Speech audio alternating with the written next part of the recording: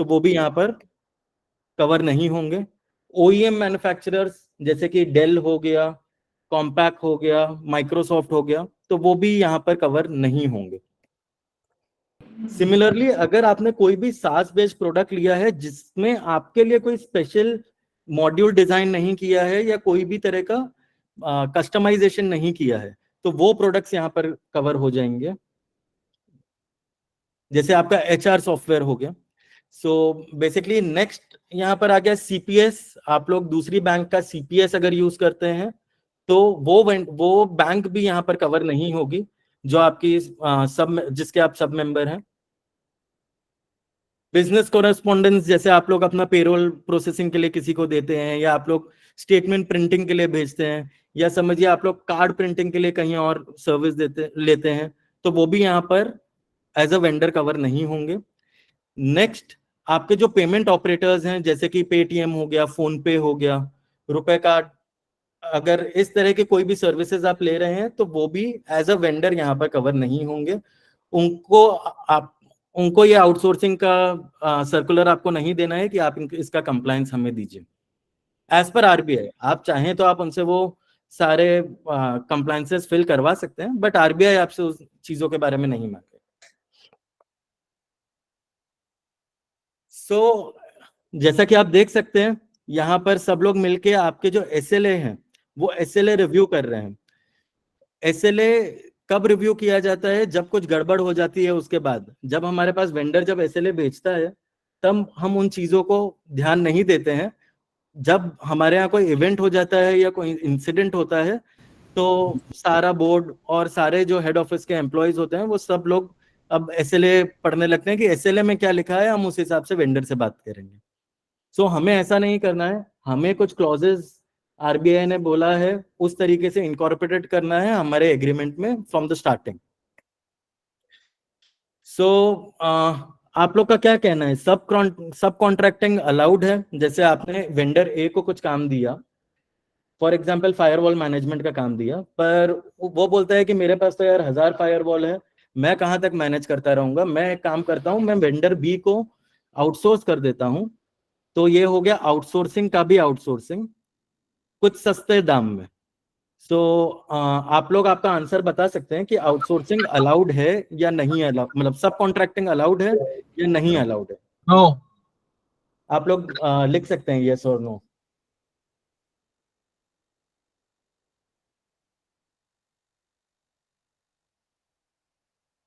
Okay, तो सभी का आंसर आया है नो, और ये जवाब एकदम ही गलत है। आप लोग आपका जो वेंडर है वो सब कॉन्ट्रैक्टिंग कर सकता है, पर उसको ये चीज आपके कॉन्ट्रैक्ट में क्लियरली मेंशन करना पड़ेगा कि वो किसको आउटसोर्सिंग करने वाला है और किस तरीके से सब कॉन्ट्रैक्टिंग करने वाला है। सर बे और सब उसके ऊपर कॉन्ट्रैक्टर का भी जो सारे 1 मिनट क्लॉज सर, 1 मिनट, ये जो लागू सब होंगे जो कॉन्ट्रैक्टर आपके का ऊपर आपने, जो आपके वेंडर के ऊपर लागू हो रहे हैं।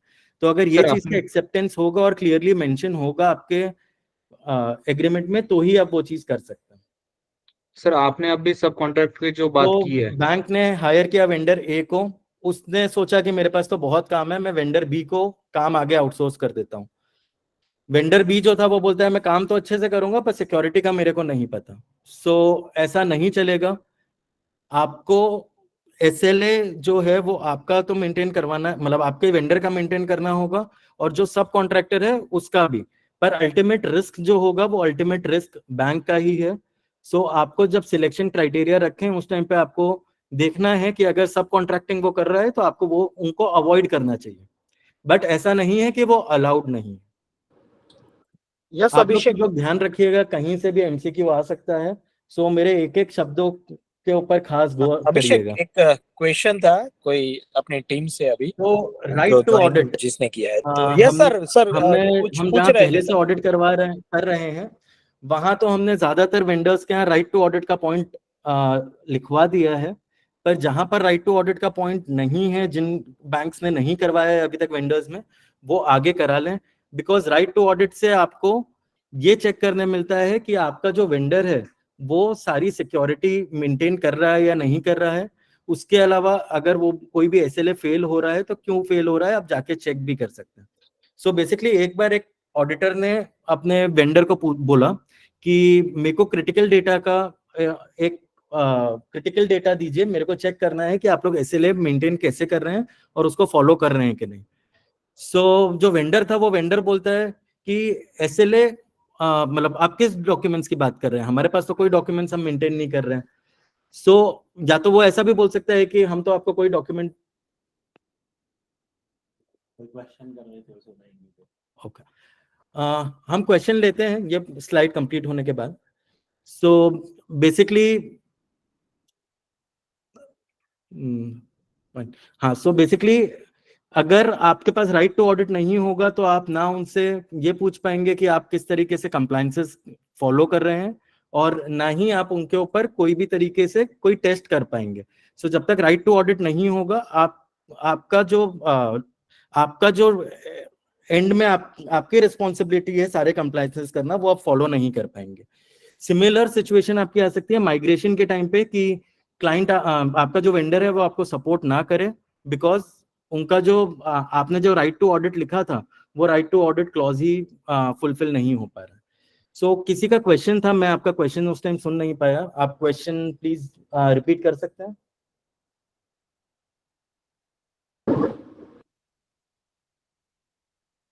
यस, मिस्टर सतीश करके थे जो कुछ पूछ रहे थे। Ravi sir, yes Ravi sir, हम लोगों को एक क्लियर करवा दीजिए, RBI का जो सर्कुलर है उसमें कहाँ पे बोला है कि आउटसोर्सिंग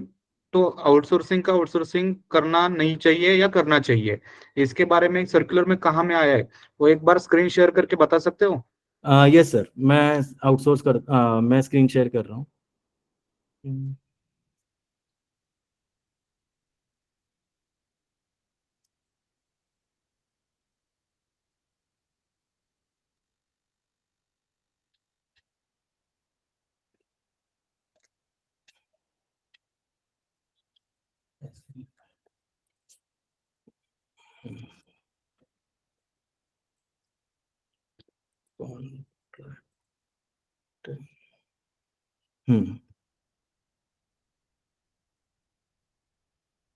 ओके,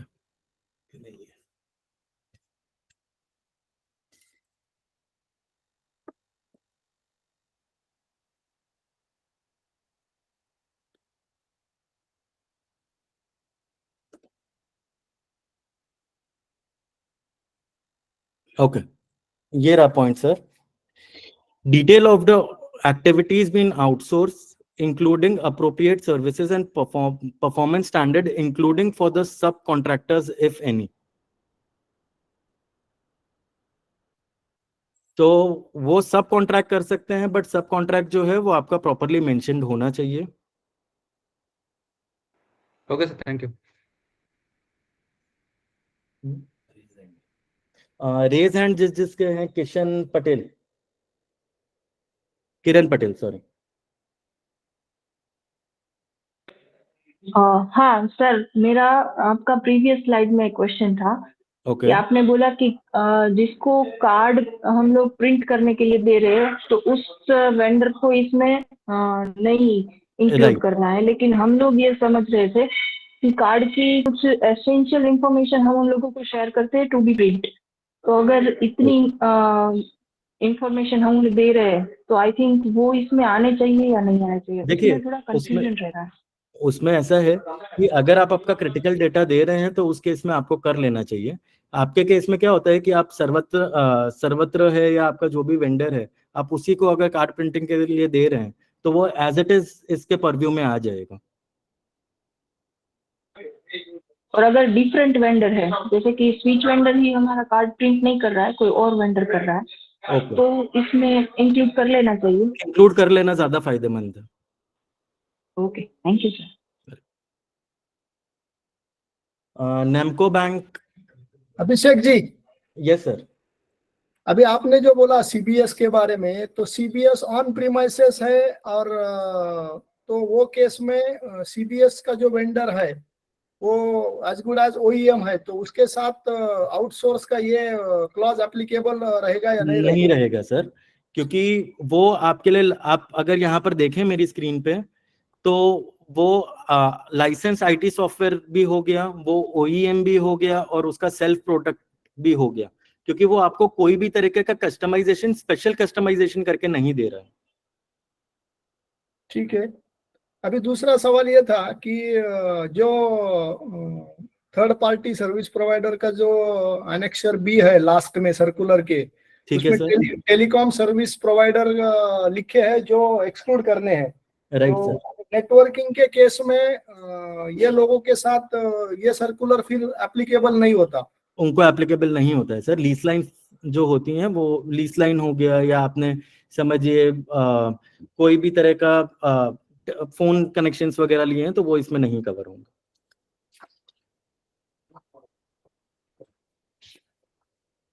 एनेक्सर बी में लास्ट पॉइंट है जो आप बता रहे हैं, telecom. Hello sir. Yes sir. Sir अगर अपना सीबीएस सास मॉडल पे रहेगा तो क्या करना पड़ेगा?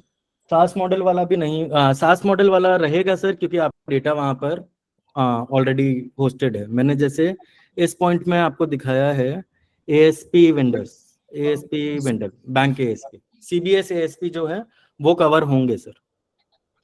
Okay, thank you sir, thank you. हाँ जी। वैभव जैन।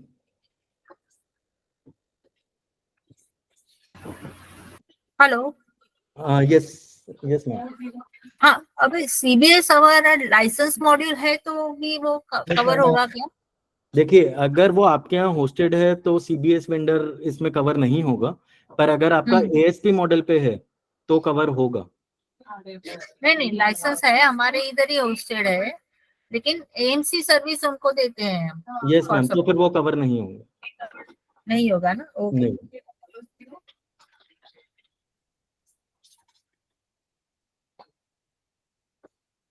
हरि प्रसाद काशिद। सर क्लाउड के ऊपर जब जाते हैं तो हम आउटसोर्सिंग करते हैं, राइट उसमें जो एग्रीमेंट होना चाहिए उसमें लेकिन वो एसपी मॉडल पे नहीं है, वो अलग वेंडर है और सीबीएस वेंडर अलग है। ठीक है।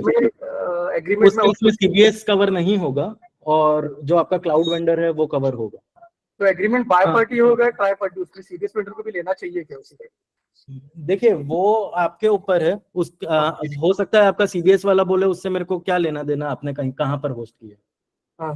सो वो आपके एग्रीमेंट के ऊपर है कि वो जिम्मेदारी ले रहा है या नहीं ले रहा है।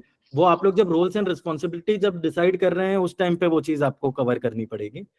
क्योंकि हो सकता है कोई सीबीएस वेंडर ये बोले कि ठीक है, मेरी जिम्मेदारी, वहां का मैनेजमेंट भी मेरी जिम्मेदारी, और कोई वेंडर होगा वो ये बोलेगा कि मेरे को तो सर्वर से मतलब है, उसको आप कहाँ होस्ट करते हो वो मेरा लुकआउट नहीं है, तो उस केस में वो कवर नहीं होगा।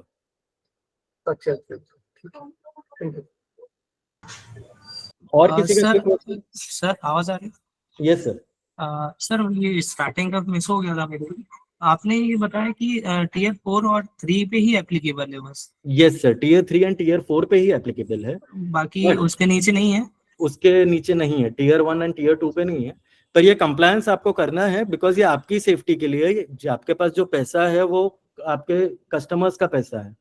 सो जब हैकर आएगा तो वो ये नहीं देखेगा कि ये टीयर 1 बैंक है कि टीयर 4 बैंक है। तो बेसिकली फॉलो आपको भी करना है। बस आरबीआई आपसे उसके ऊपर पॉइंट नहीं पूछेगा, या आज के दिन नहीं पूछ रहा है, हो सकता है कल के दिन आपको भी कंप्लायंस आ जाए इसका। Okay, thank you sir. अभी अभिषेक जी, यस सर। एक पॉइंट है जहाँ पे थोड़ा कंफ्लिक्ट लग रहा है। 4th नंबर के पेज पे देखो, आउटसोर्सिंग ऑफ आईटी सर्विसेज।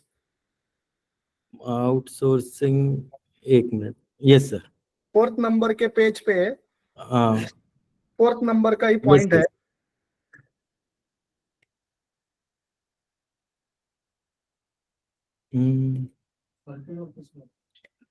ठीक है, ये रहा आपका, सर्कुलर। हाँ, सर्कुलर का। ओके।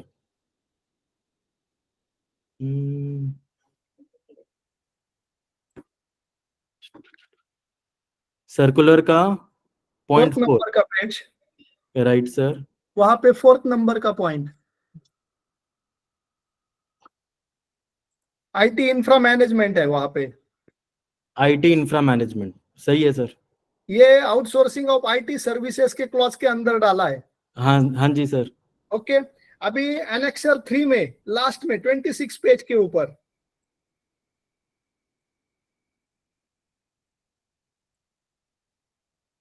26 नंबर, ठीक है हाँ, सर। यहाँ पे है कि services not consider under outsourcing of IT services.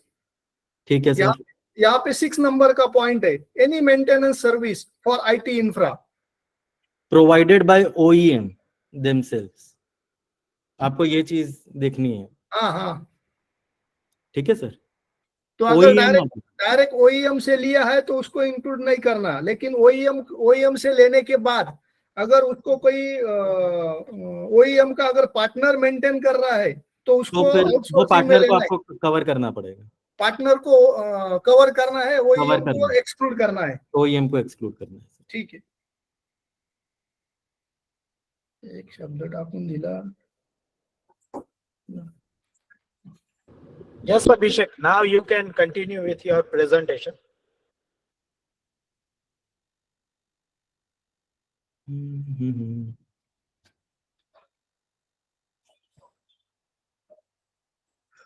Okay, so right to audit का क्लॉज देख लिया हमने कि ये हमें डलवाना है हमारे जितने भी वेंडर्स हैं उनमें।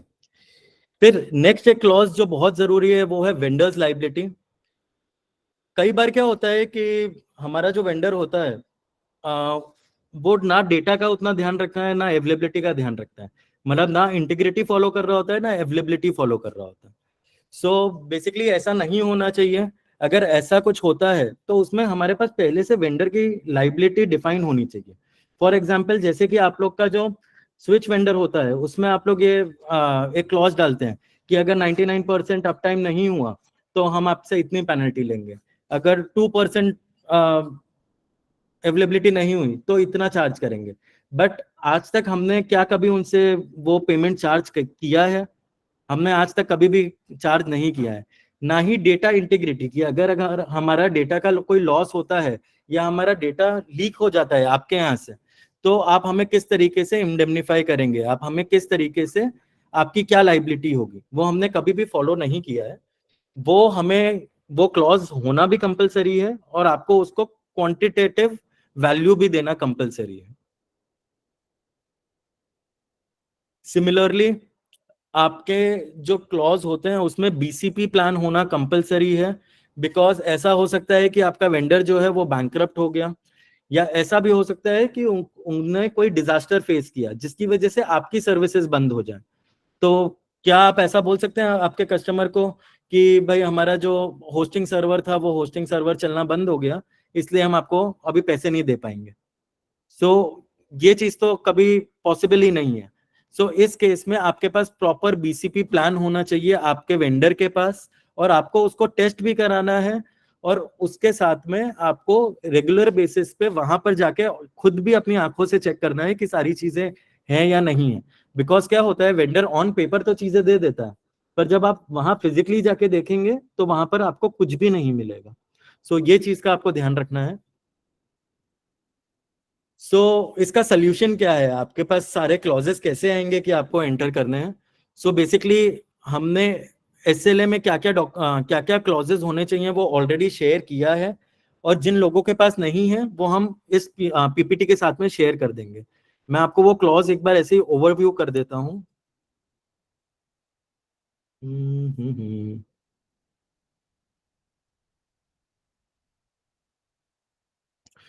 ये सजेस्टेड क्लॉज हमने ऑलरेडी डाला हुआ है कि किस तरीके से रिस्क मैनेजमेंट करना है उनको, किस तरीके से सर्विसेज वो देंगे, किस तरीके से डेटा मैनेजमेंट होना चाहिए, किस तरीके से ऑडिट्स कंडक्ट होनी चाहिए वहां पे, BCP किस तरीके से फॉलो करेगा वेंडर, टर्मिनेशन जब होगा तो वो पब्लिकली उनको बताना है, इवन डेटा ट्रांजिशन होता है या डेटा इंटीग्रिटी जो है वो उनको फॉलो करना कंपलसरी है। Right to audit already RBI ने पहले ही बोल दिया था लेवल 2 के क्लाइंट्स को, तो वो ऑलरेडी मतलब लेवल 2 के बैंक एंड लेवल 3 के बैंक तो ऑलरेडी उसको फॉलो कर रहे हैं, पर बाकियों को भी ये चीज फॉलो करनी है। हम वापस हमारे प्रेजेंटेशन की ओर जाते हैं। रेगुलेटर ने एक और चीज बोली है कि आपको रेगुलेटरी और सुपरविजरी रिक्वायरमेंट्स फुलफिल करनी है जो भी आपके वेंडर्स हैं उनके तरफ। इसकी अल्टीमेट रिस्पॉन्सिबिलिटी किसकी है? अगेन बोर्ड ऑफ डायरेक्टर्स की। बोर्ड ऑफ डायरेक्टर्स को चेक करना है कि एनी टाइम ये सारे जो पॉइंट्स हैं वो कंप्लाई हो रहे हैं या नहीं हो रहे हैं। तो इनके कंप्लायंसेस के लिए बेसिकली आपको 4 चीजें फुलफिल करनी पड़ेंगी। सबसे पहले ड्यू डिलिजेंस और सिलेक्शन प्रोसेस आपको फॉलो करना है जब भी कोई वेंडर को आप सिलेक्ट करते हैं उस टाइम पे। सेकंड, एग्रीमेंट होना चाहिए in place. Third, monitoring and oversight होना चाहिए। ऐसा नहीं कि एसएलए हो गया, ड्यू डिलिजेंस हमने एक बार कर दिया और बात खत्म हो गई। हमें उनके ऊपर मॉनिटरिंग भी रखना है और क्या कर रहे हैं, किस तरीके से फॉलो कर रहे हैं, वो सारी चीजें हमको ओवरसाइट भी करनी है। और last, compliance and risk management, कि जो हमने बोला है वो सारी चीजें कंप्लाई हो रही हैं कि नहीं, और रिस्क किस तरीके से मैनेज कर रहा है हमारा वेंडर और हम खुद। सो हम फर्स्ट पॉइंट पे आ जाते हैं, due diligence and selection process. So जब भी आप कोई भी वेंडर को सिलेक्ट करते हैं तो आपको चेक करना है कि उसका, आपके पास एक चेकलिस्ट होना चाहिए कि वो कस्टमर की रेपुटेशन कैसी है, वो वेंडर की रेपुटेशन कैसी है, उसकी फाइनेंशियल स्टेबिलिटी है या नहीं। ऐसा तो नहीं कि आज के दिन मार्केट में आया है और कल गायब हो जाए। देन उसकी एक्सपर्टाइज क्या है उस प्रोडक्ट को लेके या उस सर्विस को लेके। ऐसा नहीं हो आपके साथ कोई एक्सपेरिमेंट हो जाए और आपका जो क्रिटिकल डेटा है उसमें कोई लॉस हो जाए या वो कहीं और एक्सपोज हो जाए जिससे कॉन्फिडेंशियलिटी लॉस हो जाए। नेक्स्ट, वो सारे जो लॉज हैं उनको फॉलो कर रहा है या नहीं कर रहा है, वो भी चीज आपको देखनी है।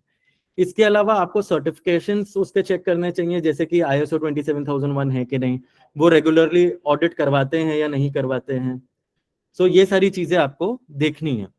और ये सारी चीज को आपको ऐसा नहीं है कि हमने फोन पे पूछ लिया उनके पास सब कुछ है, आपको ये सारी चीजें डॉक्यूमेंट करनी है और उस हिसाब से क्राइटेरिया बनाना है कि आपके क्राइटेरिया में कौन फुलफिल हो रहा है और उनको शॉर्टलिस्ट कर देना है। अभी तक क्या होता है सारे बैंकों में कि वो लोग L1 चेक करते हैं, जो L1 है उसको ऑर्डर चला जाता है, जबकि ऐसा नहीं होना चाहिए।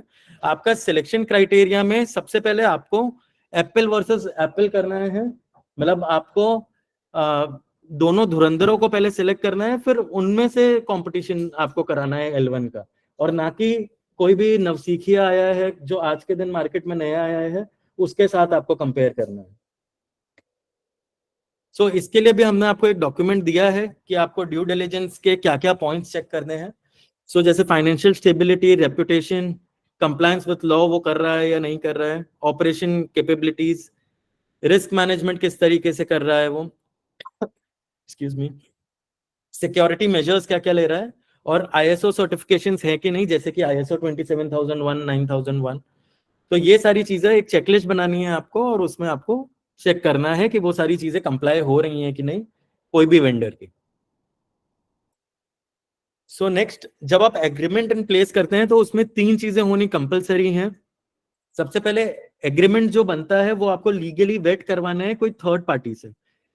लीगली वेट का ये मतलब होता है कि आपको कोई भी एक एडवोकेट से चेक करवाना है कि इसमें सारे जो क्लॉजेस लिखे हैं वो सारे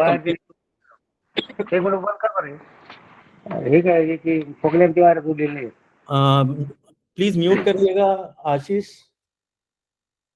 जिनकी आवाज आ रही है बीच में। फिर नेक्स्ट, हमने कई बार जब हम ऑडिट पे जाते हैं तो हम देखते हैं कि एग्रीमेंट्स जो होते हैं उसमें कोई एक्सपायरी डेट नहीं होती है। सो ऐसा नहीं चलेगा, इंसान भी एक्सपायरी डेट के साथ आता है तो एग्रीमेंट तो क्या चीज है। एग्रीमेंट में भी आपका एक डेट होना चाहिए एक्सपायरी का, भले वो 5 साल का होगा तो भी चलेगा, बट एक्सपायरी ऑफ एग्रीमेंट होना चाहिए। अदरवाइज वो तो ये बोलेगा कि हमारा एक्सपायरी ही नहीं हुआ तो मैं ये नए क्लॉज कैसे इनकॉर्पोरेट करूं। सो एक्सपायरी होना चाहिए इन एनी केस। इसके अलावा एग्रीमेंट में क्लियरली मेंशन होना चाहिए रोल्स एंड रिस्पॉन्सिबिलिटी कि कौन सी पार्टी की क्या रिस्पॉन्सिबिलिटी है। तो जैसे पहले सारंग जी का मेरे हिसाब से क्वेश्चन आया था कि हमें ट्राई पार्टी एग्रीमेंट करना चाहिए क्या। सो अगर ट्राई पार्टी एग्रीमेंट अगर कर रहे हैं आप तो भी वहां पर भी roles and responsibility clearly mentioned होनी चाहिए। मैं आपको इसी के लिए एक एग्जांपल देता हूं। कई बार क्या होता है कि हमने जब होस्टिंग सर्विसेज ली होती हैं तब हमें ऐसा लगता है कि सारी जिम्मेदारी होस्टिंग प्रोवाइडर की है, जबकि होस्टिंग प्रोवाइडर ये सोच रहा होता है कि मेरा काम तो सिर्फ क्या है, सर्वर देना है और आपको लीज लाइन देना है। इसके अलावा जो भी सिक्योरिटी की रिस्पॉन्सिबिलिटी है वो रिस्पॉन्सिबिलिटी आपकी खुद की है। सो आप लोग का roles and responsibility properly bifurcated होना बहुत जरूरी है। उसके बिना वो एग्रीमेंट आपके कोई काम का नहीं है। जब उसमें कोई भी इंसिडेंट होगा तो उस टाइम पे आप कोई भी एक्शन नहीं ले पाएंगे किसी के ऊपर, तो इसलिए वो क्लियर होना बहुत जरूरी है। Next, monitoring and oversight. अब आपने एक बार ये तो आपने एग्रीमेंट कर लिया, अब उसमें जो चीजें लिखी हैं उसके ऊपर आपको मॉनिटरिंग एंड ओवरसाइट रखना है। उसके लिए मैंने एटीएम स्विच का एक एग्जाम्पल लिया है यहाँ पे, उसका एक डॉक्यूमेंट भी हमने बनाया, वो भी मैं आपको शेयर करूंगा। सो परफॉर्मेंस का एक क्लियर मैट्रिक्स होना चाहिए, एक्सपेक्टेशन होनी चाहिए कि भाई 99% अप टाइम हमारी एक्सपेक्टेशन है, अगर उससे नीचे जाता है तो उसमें क्या मतलब क्या एक्शंस लिए जाएंगे, वो सारी चीजें कॉन्ट्रैक्ट में होनी चाहिए। उसके अलावा ट्रांजैक्शन का प्रोसेसिंग टाइम क्या होना चाहिए, एरर रेट कहाँ तक हम फुलफिल करेंगे, कोई भी सिक्योरिटी इंसिडेंट होगा तो हमें आपको किस तरीके मतलब आप हमें किस तरीके से इन्फॉर्म करेंगे, ये सारी चीजें आपको एक एक्सपेक्टेशन क्रिएट करनी है और उसको चेक करना है। फिर आपके जो भी की मॉनिटरिंग परफॉर्मेंस इंडिकेटर्स है वो आपको चेक करते रहना है कि उन्होंने जो दिया, और वो मैनुअली आपको चेक करना है कि आपके हिसाब से भी वो मॉनिटरिंग इंडिकेटर जो है वो उतना ही परसेंट आ रहा है या नहीं आ रहा है। नेक्स्ट, अगर कोई भी इशू लॉग है तो वो इशू लॉग प्रॉपर्ली मेंटेन्ड होना चाहिए कि भाई ये प्रॉब्लम हुआ था, इसका रूट कॉज एनालिसिस ये हुआ और इस तरीके से ये पॉइंट क्लोज हुआ है। नेक्स्ट, कोई भी ऑडिट प्लान और एग्जीक्यूशन की उनसे आपको इंटरनल और एक्सटर्नल सर्टिफिकेट्स लेने हैं उनके ऑडिटर्स के। अगर आप वहाँ ऑडिट के लिए जाना चाहते हैं तो उनको आप पहले से चेकलिस्ट वगैरह देंगे, उनको एक ऑडिट प्लान देंगे, वो प्रॉपरली एग्जीक्यूट हुआ है कि नहीं, वो सारी चीजें आप अपने एक चेकलिस्ट में मतलब एक एक्सेल में या तो फिर कोई भी डॉक्यूमेंट फॉर्म में अपने पास रखेंगे। और इसके बाद आप इसका कंप्लायंस कंप्लीट करेंगे और ओवरसाइट रिपोर्टिंग बनाएंगे, और वो चीज आप आपके सीनियर मैनेजमेंट को प्रोवाइड करेंगे। और ये चीज आपको क्वार्टरली करनी है।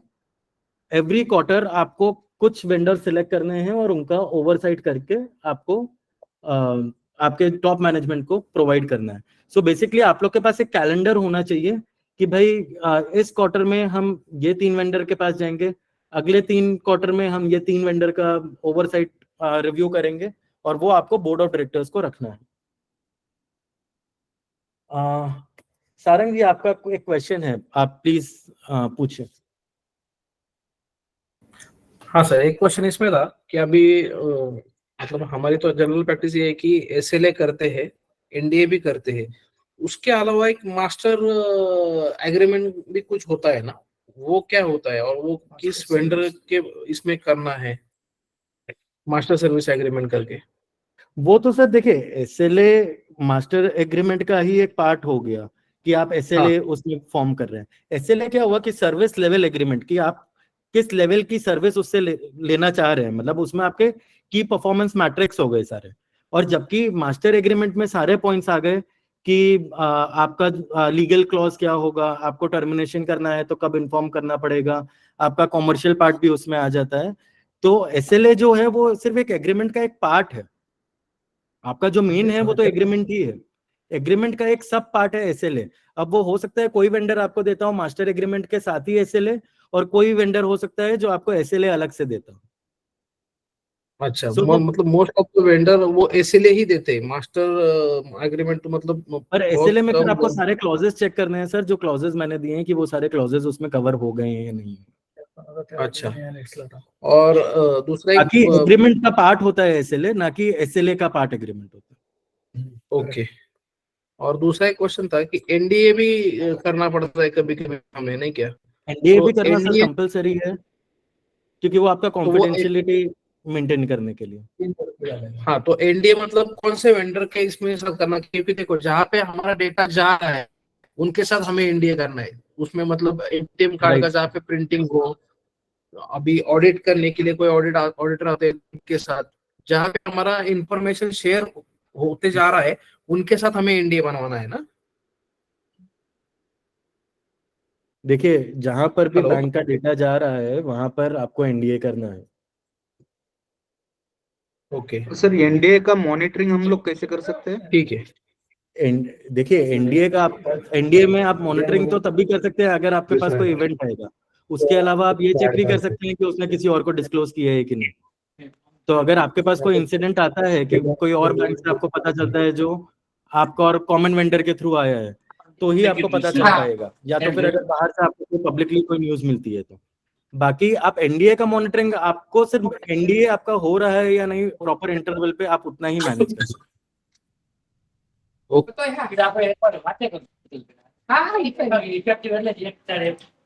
Any other question?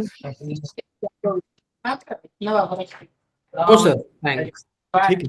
सो आपको ये जो कंप्लायंस करना है उस जो आपने बाहर आउटसोर्स किए हैं आपके जो भी काम। हेलो हेलो हेलो सर जी, आवाज सुनाई दे रहा है? Yes sir, yes ma'am. Sir जी, मेरा इससे रिलेटेड एक क्वेश्चन था कि जो जैसे सारंग सर ने अभी पूछा कि मास्टर एग्रीमेंट और एसएलए, वैसे ही एसएलए और एएमसी दो अलग अलग कॉन्ट्रैक्ट है, तो एसएलए और एएमसी में क्या डिफरेंस होगा और क्या क्या क्लॉज आने चाहिए, मैम और किस वेंडर के साथ एसएलए करते हैं और किस वेंडर के साथ एएमसी करते हैं बेसिकली?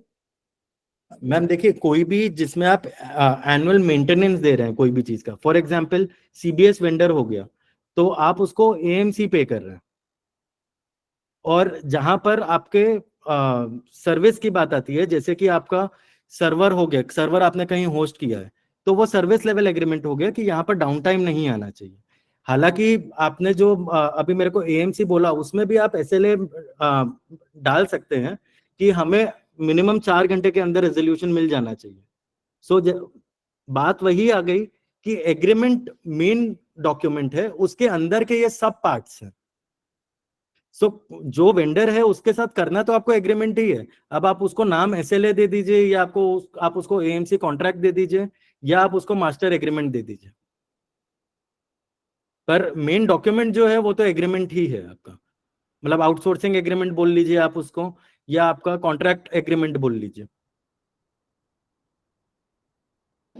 ओके, मतलब दोनों में ज्यादातर मतलब कोई डिफरेंस नहीं है? कोई एएमसी डिफरेंस कोई नहीं है, आपको ये सारी चीजें दोनों में ही फॉलो करनी पड़ेगी। नहीं तो कोई भी जो वेंडर होगा ना, वो एग्रीमेंट का नाम नहीं देगा उसको, वो कोई भी दूसरा नाम दे देगा जिसको इसके परव्यू में नहीं आना होगा। और एक कंफ्यूजन था सर, आपने बोला कि टेलीकम्युनिकेशन रिलेटेड जो चीजें हैं वो हम लोग मतलब इंक्लूड नहीं कर सकते इसमें? यस मैम, वो मैं आपको यहाँ दिखा देता हूँ, वो इस पॉइंट में यहाँ लास्ट में लिखा हुआ है। ये रहा। तो मेरा एक उसमें ये सवाल है सर, जैसे ईपीबीएक्स रिलेटेड जो रहता है, ईपीबीएक्स रिलेटेड जो भी सर्विसेज हम लोग लेते हैं वेंडर से, राइट तो मैम। उसमें वो एक्सक्लूड होगा कि इंक्लूड होगा सर? क्योंकि ईपीबीएक्स का जो ओईएम होगा, ईपीबीएक्स की जो मशीन है वो एक्सक्लूड होगी सबसे पहले।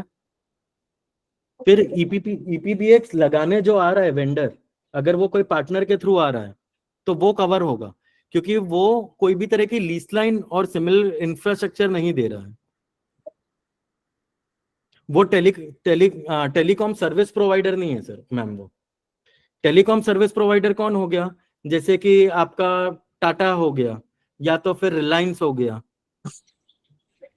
Okay okay.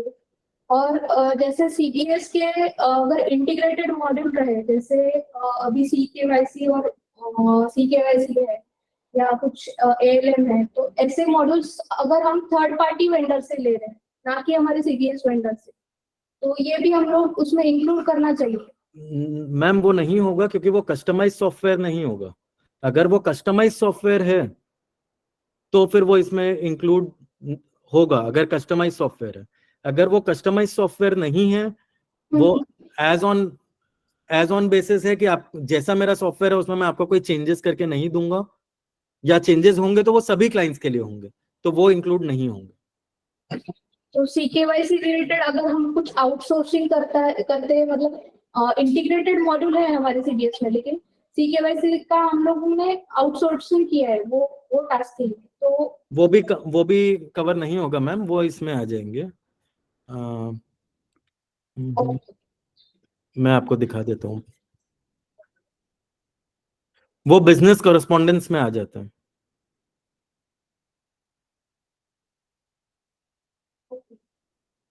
Thank you. हाँ, ये सारी चीजें जो मैम अपने बात कर रहे हैं ना, वो हम बात कर रहे हैं किसके ऊपर कंपलसरी है। अब हमें, अगर आपका समझिए आप किसी को भी डेटा दे रहे हैं जहां आपको थोड़ा भी रिस्क लग रहा है, तो आपको उसका वेंडर असेसमेंट कर लेना चाहिए और ये सारे क्लॉजेस फुलफिल करवा लेने चाहिए। मतलब जहां पर भी आपको ग्रे एरिया लगे ना, कि यहाँ पर ब्लैक एंड व्हाइट नहीं है कि उसको इंक्लूड करना है या नहीं इंक्लूड करना है, तो उसको इंक्लूड कर देना हमारे लिए बेटर है, रादर देन हमें बाद में आरबीआई बोले उस केस में। क्योंकि आपको भी पता है कि आरबीआई आधी चीजें अनसेड बोल देती है। वो बोलती है कि ठीक है वो हमने लिखा था पर तो भी दे दो ना हमें।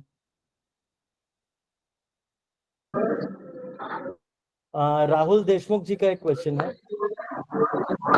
अभिषेक जी, अभी जो सर बात हो रही थी, रिसेंट हमारे यहाँ पे जनरल इंस्पेक्शन हुआ जहाँ पे एग्रीमेंट पे एसएलए रिलेटेड उन्होंने कहा कि जहाँ पे आपका कस्टमर का डेटा शेयर होगा जिस भी वेंडर के साथ, उनके साथ आपका एसएलए एनडीए होना ही चाहिए।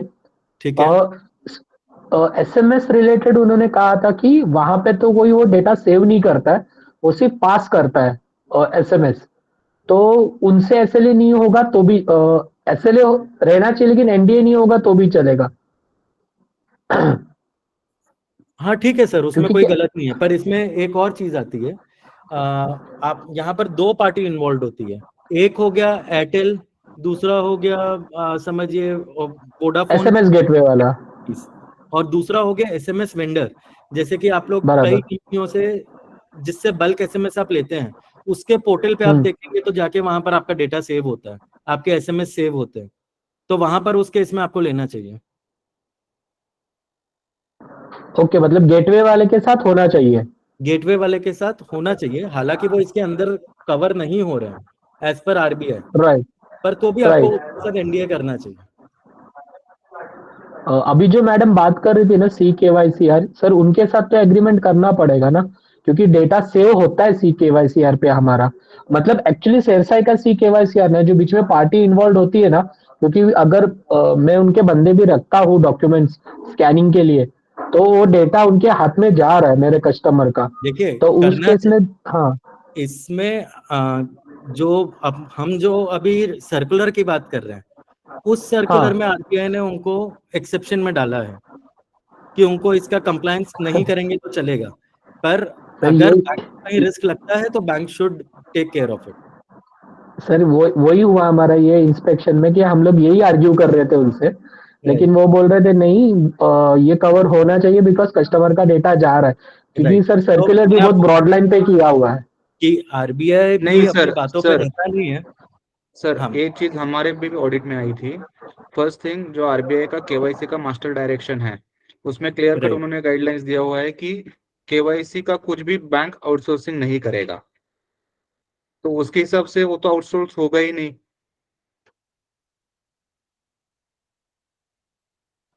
सर आउटसोर्सिंग मतलब सिर्फ डॉक्यूमेंट स्कैनिंग के लिए जो अगर हम लोग थर्ड पार्टी रख सकते हैं, नहीं, दैट इज कॉल्ड आउटसोर्सिंग। ये तो केवाईसी का डॉक्यूमेंट कस्टमर का गया ना उसके पास, समझ लो उसने फोटो निकाल के बाहर जाके भेज दिया। वो हाँ, उसके वो तो है सर, मैं वही कह रहा हूँ। हाँ, इसके रिगार्डिंग केवाईसी का जो मास्टर सर्कुलर है उसमें उन्हें क्लियर किया है कि भाई ये नहीं होगा, केवाई एज पर केवाईसी नॉर्म्स इसको आउटसोर्स नहीं किया जाएगा। That's it. ओके ठीक है, तो इसको ऐसे भी वो ओवरराइड कर दे रहा है जो आपका केवाईसी वाला क्वेश्चन है कि आप उसको आउटसोर्स कर ही नहीं सकते हैं, तो वो आउटसोर्सिंग में आएगा ही नहीं। सो हम अब क्वेश्चन लास्ट में लेंगे, एक लास्ट स्लाइड बची है। अब आपको कंप्लायंसेस के लिए क्या करना है कि आपको जो आपने जिसको भी आउटसोर्स किया है तो उसके रिलेटेड जो भी रिस्क हैं वो आपको आपके रिस्क रजिस्टर में लिखने हैं। अब वो रिस्क किस तरीके से लिखना है वो अगर आपको पता है तो बहुत अगर आपने हमारा पुराना सेमिनार अटेंड किया होगा तो आपको ऑलरेडी पता है, और अगर किसी को भी कोई डाउट है तो मैंने यहाँ पर लिंक दी गई है, ये पीपीटी हम आपको शेयर करेंगे, उसमें हमारा पुराना जो बिनांग तेजानी ने जो आपका सेमिनार लिया था उसमें आपको वो डिटेल मिल जाएगी कि आपको रिस्क रजिस्टर कैसे मेंटेन करना है और रिस्क मैनेजमेंट कैसे करना है। So next step would be, वहां पर शेड्यूलिंग होनी चाहिए, जैसे मैं आपको ऑलरेडी बता दिया। कि आपको रिस्क रजिस्टर मेंटेन करना है, उसको ऑल द टाइम मॉनिटर करना है। और ये रिस्क ऐसा नहीं है कि आपने एक बार लिख दिया उसके बाद उसको मॉनिटर नहीं करना है ऑन कैलेंडर बेसिस। आपको उसका कैलेंडर बनाना है कि हम लोग एवरी क्वार्टर उसको रिव्यू करेंगे या एवरी 6 मंथली उसको रिव्यू करेंगे। और सेम चीज आपको बोर्ड ऑफ डायरेक्टर्स के सामने रखना है और इसको आपको ऐड भी करना है आपके क्वार्टरली रिव्यू में। ये सारी चीजें आप फॉलो करेंगे तो आपका आउटसोर्सिंग का काफी हद तक पॉइंट्स आपके कंप्लाई हो जाएंगे। अब हम लोग आउटसोर्सिंग सर्कुलर जो है वो हमारा ऑलमोस्ट 40 to 50% कवर हो गया है। नेक्स्ट सेमिनार में नेक्स्ट मंथ में हम कोशिश करेंगे कि इसको कंप्लीट कर पाए, नहीं तो ये थर्ड मंथ की सीरीज में भी जाएगा एंड हम उसको कंटिन्यू करेंगे। अब अगर किसी को कोई भी क्वेश्चन आंसर्स है तो वो क्वेश्चंस पूछ सकते हैं।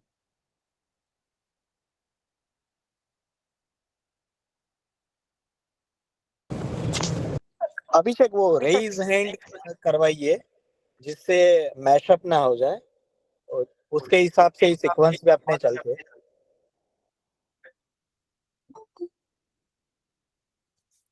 यस किरण सर।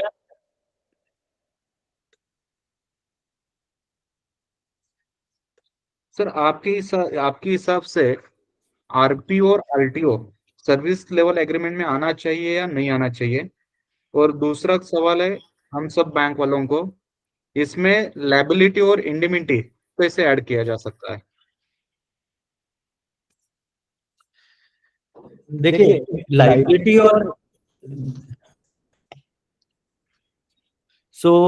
जब हम बात करते हैं लायबिलिटी और इंडेमनिटी की, तो लायबिलिटी और इंडेमनिटी तो जो आप जिस टाइम पर आप लोग कॉन्ट्रैक्ट कर रहे हैं उस टाइम पे आप लोग की म्यूचुअल अंडरस्टैंडिंग के ऊपर ही वो चीज फॉलो हो सकती है कि अगर हमारा समझिए 10 लाख का लॉस होता है नहीं, फॉर एग्जाम्पल, मतलब हम लोग डेटा कौन सा पकड़ेंगे? कस्टमर का जो फाइनेंशियल डेटा पकड़ेंगे या कैसे करेंगे? क्योंकि क्लाउड पे तो हम लोग अभी सभी जो मूव कर रहे हैं मैक्स टू मैक्स, तो हम लोग उसमें कैसे, मतलब क्या डाल सकते हैं, कैसे कर सकते हैं?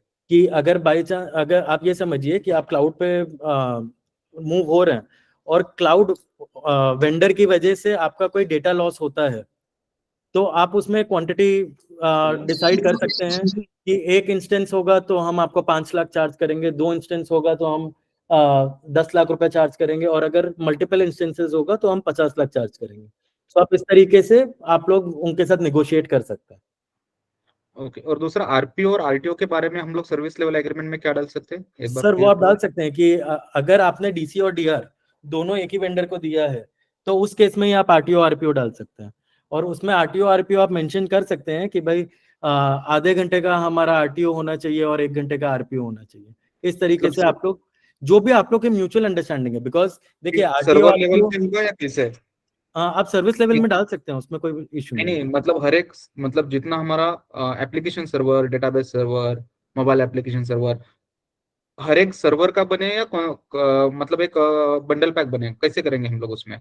देखिए आप जब आरटीओ आरपीओ जब फॉलो कर रहे होंगे तो मतलब उसमें आपको पार्शियल और फुल दोनों का आपको मेंशन करना होगा कि अगर सिर्फ मेरा एक सर्वर डाउन होता है तो आपको ये आरटीओ आरपीओ फॉलो करना है, और अगर मेरा all the servers are down तो उस केस में आपको ये आरटीओ आरपीओ फॉलो करना है।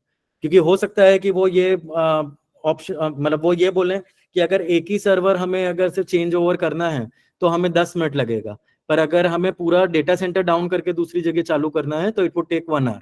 सो आपको पार्शियल और कंप्लीट सर्विस दोनों का अलग अलग आरटीओ आरपीओ डिफाइन करना चाहिए। Hello yes ma'am. सर जी मेरा एक क्वेश्चन था इसमें। और देखिए आरबीआई ने अभी बोला है कि जैसे साइबर इंश्योरेंस वगैरह हम लोग कर सकते हैं अपने यहाँ पे डेटा का, या मतलब जो भी हमारा लॉस होता है उस चीज में। लेकिन एसएलए में अगर वेंडर की तरफ हमारा कोई हार्डवेयर रहा या मतलब हमारा डेटा होता है तो उस चीज का एसएलए में हम लोग कुछ पॉइंट डाल सकते हैं क्या इंश्योरेंस रिलेटेड? नहीं मैम, मैं आपका क्वेश्चन नहीं समझा, वापस क्वेश्चन मतलब देखिए सर, मतलब अगर फायर यहाँ पे डिजास्टर हुआ बैंक में तो हम लोगों को एक इंश्योरेंस के लिए बोला है आरबीआई ने कि आप अपने हार्डवेयर और सॉफ्टवेयर का आप इंश्योरेंस करवा दो, ऐसा ठीक है। बोला। तो अभी हमारे कुछ हार्डवेयर डेटा सेंटर में रहते हैं या वेंडर की तरफ रहते हैं, तो ये चीज में हम लोग उस चीज का भी कुछ इंश्योरेंस करवा सकते हैं, उसका कोई पॉइंट ऐड कर सकते हैं ऐसे? यस मैम, आप उसका पॉइंट कवर कर सकते हैं कि आप जो हमें हार्डवेयर दे रहे हैं ऑन रेंटल बेसिस, उसका आपने इंश्योरेंस का फुल कवरेज लिया होना चाहिए। कि अगर इंश्योरेंस का फुल कवरेज होगा तो उससे आप क्या कर रहे हैं, उसका बीसीपी मेंटेन कर रहे हैं, बिजनेस कंटिन्यूटी प्लान उसमें आपका मेंटेन हो रहा है वेंडर का, कि अगर ऐसा नहीं होगा कि उसके डेटा सेंटर में आग लग गई तो वो बैंकक्रप्ट हो जाएगा। सो आपको ये पॉइंट कवर करना है। सर सिर्फ हार्डवेयर के लिए कर सकते हैं या डेटा के लिए भी कर सकते हैं हम लोग? देखिए, डेटा के लिए आप उसको कर तो सकते हैं, पर वो अगेन नेगोशिएशन के ऊपर है कि वो कितना आपसे नेगोशिएट कर लेगा इस पॉइंट पे, क्योंकि वो बोलेगा अल्टीमेटली डेटा मेरा नहीं है, डेटा तो आपका है, उसका इंश्योरेंस आप लीजिए। सो आप उसको ट्राई कर सकते हैं। तो ये चीज के ऊपर आरबीआई के मतलब सर्कुलर में कुछ मिलेगा या मतलब ये सिर्फ डायरेक्टली तो मैम ऐसा कुछ नहीं लिखा है।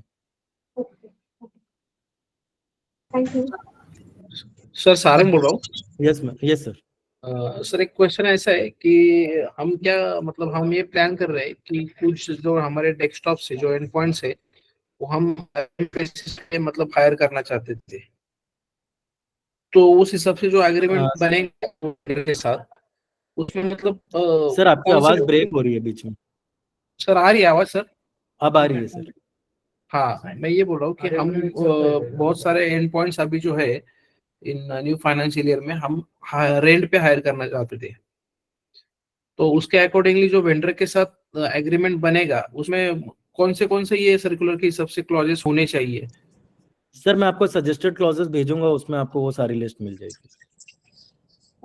ओके,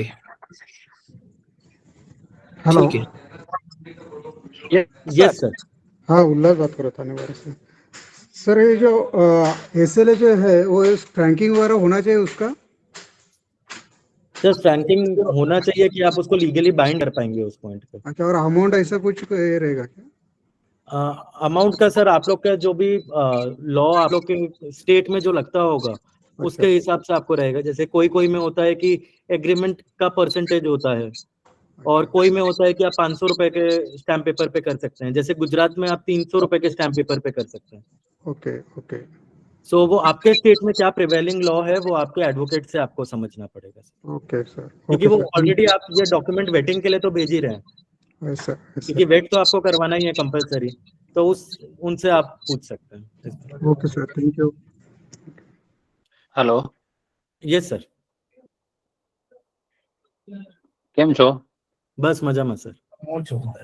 સર હમણાં રાજકોટ પોલીસ બેંકમાંથી બોલું છું।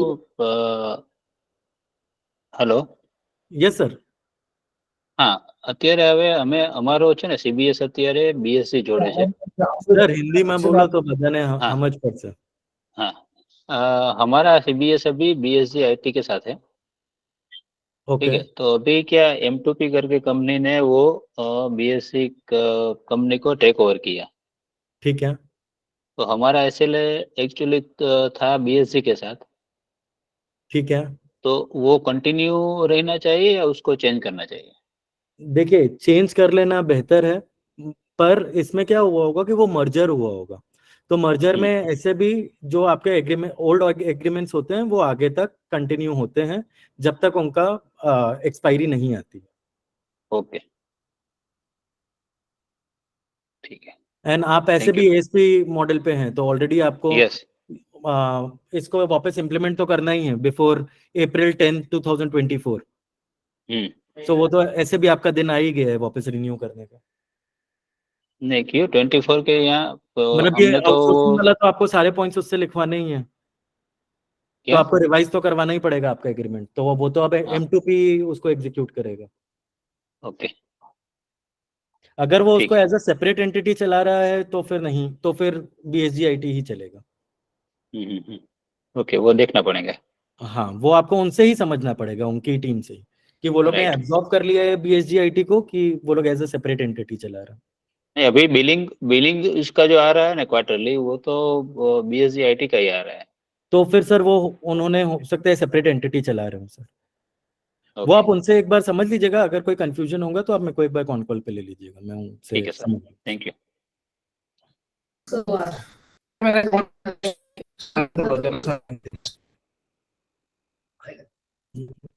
Next question. Yes sir. हाँ सर, सारे बोलो। ये सीबीएस का जो बोल रहे हैं, सीबीएस वेंडर इसमें नया आएगा। अभी हमारे सिनेरियो में क्या है कि डेटाबेस हमारे यहाँ पे होस्टेड है और ठीक है एएसपी मॉडल पे, तो वो कैसे पीछे नहीं आएंगे? मतलब सब कुछ आपके पास ही होस्टेड है सर? नहीं, हमारे पास डेटाबेस है खाली सीबीएस का। ओके, सीबीएस का डेटाबेस आपके पास है, एप्लीकेशन सर्वर उनके पास है।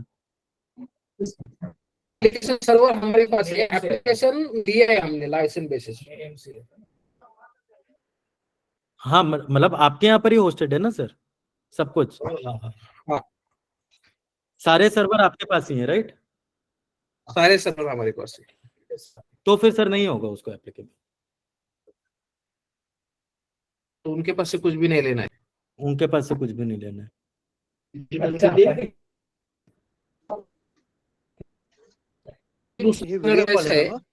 पूरा जो डिजिटल चैनल है हमारा, मतलब एटीएम, आईएमपीएस, पॉस, उनके यहाँ पे होस्टेड है, मतलब एएसपी मोड पे है।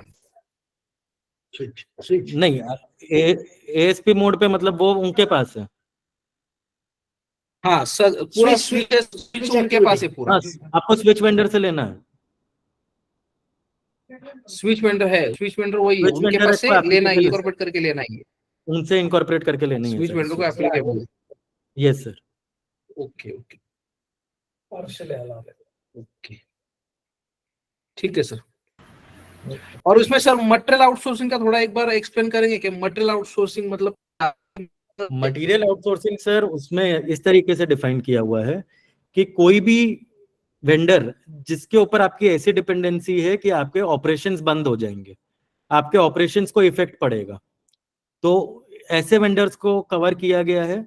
और दूसरे ऐसे वेंडर्स जिनके पास आपका कस्टमर का डेटा है, जिसकी वजह से कस्टमर का डेटा का नुकसान हो सकता है, तो वो भी इसके अंदर कवर किए गए हैं। अब जब वो उसने वेंडर्स की बात करी तो वो इसलिए ये सारे वेंडर्स उन्होंने स्पेसिफाई किए, नहीं तो क्या होगा, अपने इलेक्ट्रीशियन को भी इसके अंदर कवर करना चाहेंगे, तो वो इलेक्ट्रीशियन तो ऑब्वियसली इसमें कवर नहीं होगा।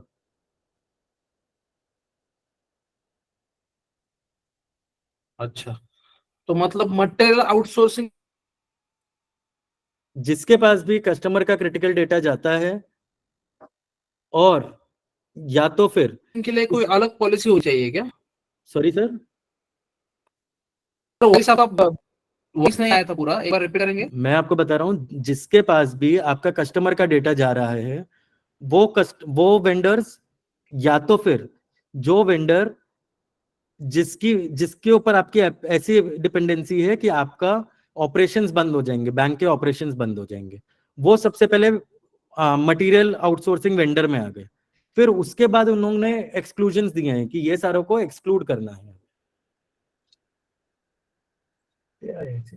ओके, तो इसके लिए मतलब कोई अलग से पॉलिसी मेंटेन करने की जरूरत नहीं, आउटसोर्सिंग पॉलिसी बनेगी उसकी एक क्लॉज मेंटेन होगा? यस सर, उसी में मेंटेन कर सकते।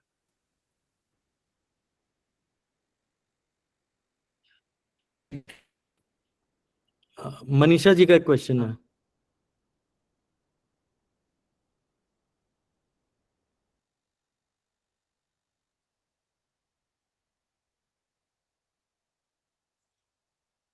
क्वेश्चंस खत्म हो गए हैं तो मैं बिनांग को हैंड ओवर करता हूँ, वो नेक्स्ट सेशन लेंगे। Hello sir. Hello. Yes sir. Material outsourcing का आपने जो अभी बताया ना कंसेप्ट, वो थोड़ा सा रिपीट करेंगे क्या सर? यानी कि वो सर्कुलर उसके ऊपर ही बेस्ड है, वो थोड़ा सा क्लियर हो जाएगा सर? इसमें देखो सर, मैं थोड़ा शुरुआत से थोड़ा पीछे जाके क्लैरिफाई करते हैं वो केवाईसी वाले क्वेश्चन से। पहले तो अगर कोई वेंडर आईटी आउटसोर्सिंग की सर्कुलर में फॉल नहीं हो रहा है, उसका मतलब ये नहीं है कि उसका एसएलए नहीं बनाना है, हमें एसएलए तो सबके ही बनाने हैं। ये आईटी आउटसोर्सिंग के सर्कुलर में जो वेंडर फॉल हो रहा है उसके लिए एक एडिशनल कंप्लायंसीज है जो ये सर्कुलर में मेंशन्ड है। तो SLAs तो सबके ही बन रहे थे, एक एडिशनल कंप्लायंसीज है जो only material IT outsourcing services जो हमने की है उसके लिए होगा।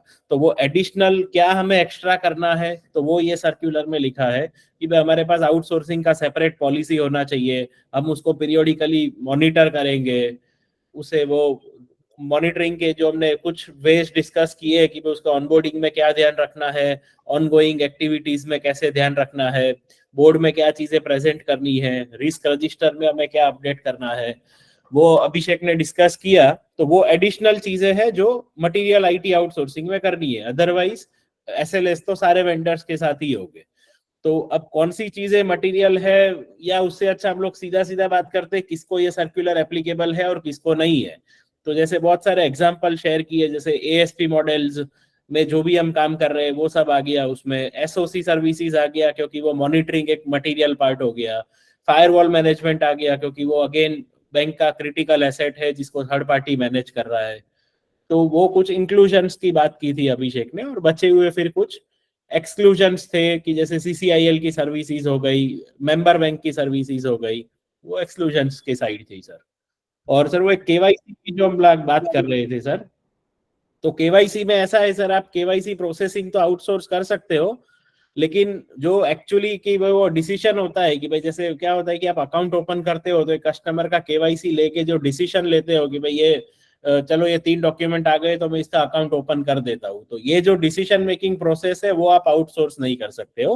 बाकी ठीक है, उस पर कोई बीच में कोई प्रोसेस है एज अ बिजनेस करस्पॉन्डेंट कि हमने डॉक्यूमेंट को डिजिटलाइज करने किसी की सर्विस यूज करी, वीडियो KYC के लिए किसी का सर्विस यूज किया, तो that is very well allowed.